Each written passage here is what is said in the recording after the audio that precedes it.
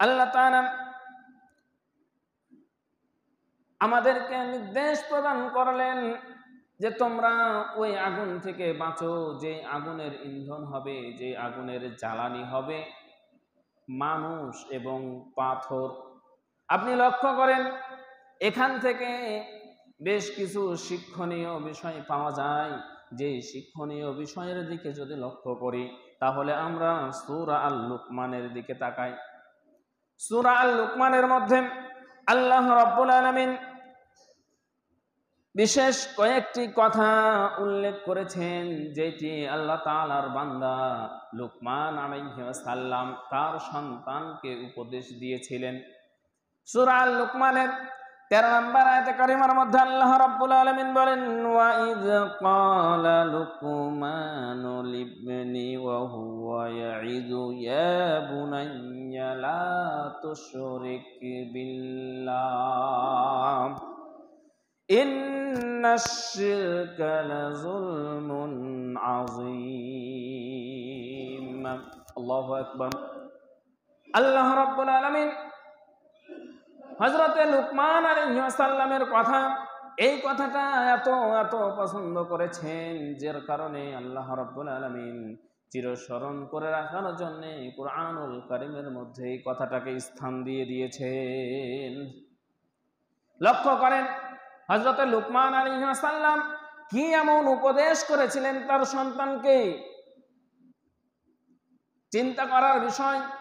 আমরা তো এই বিষয়টা নিয়ে কোনো সময় চিন্তা করি না যে সাধারণ একজন জ্ঞানী মানুষ। হযরতে লুকমান আলাইহিস সালাম কিন্তু কোনো নবী ছিলেন না,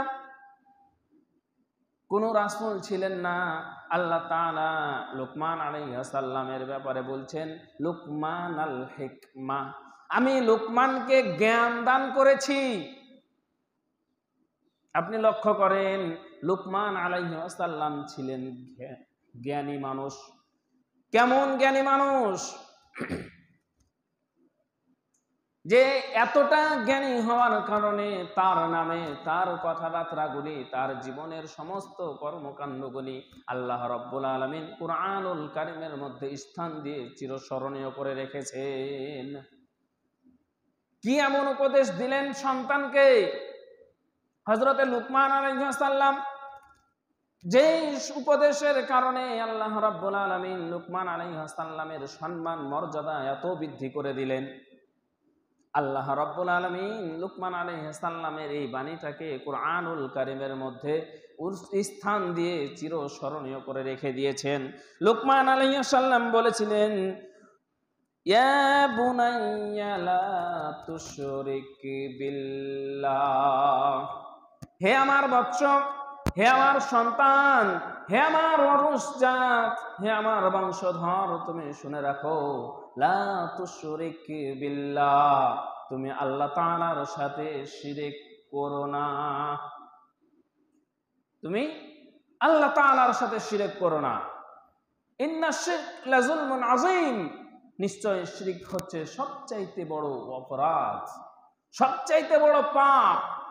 আমার ভাইরা, আমি যে আয়াতে কারিমাটি তেলাওয়াত করেছি, এই আয়াতে কারিমার মধ্যে আল্লাহ রাব্বুল আলামিন আমাদেরকে নির্দেশ দিচ্ছেন, ইয়া আইয়ুহাল্লাযীনা আমানু, ওহে তোমরা যারা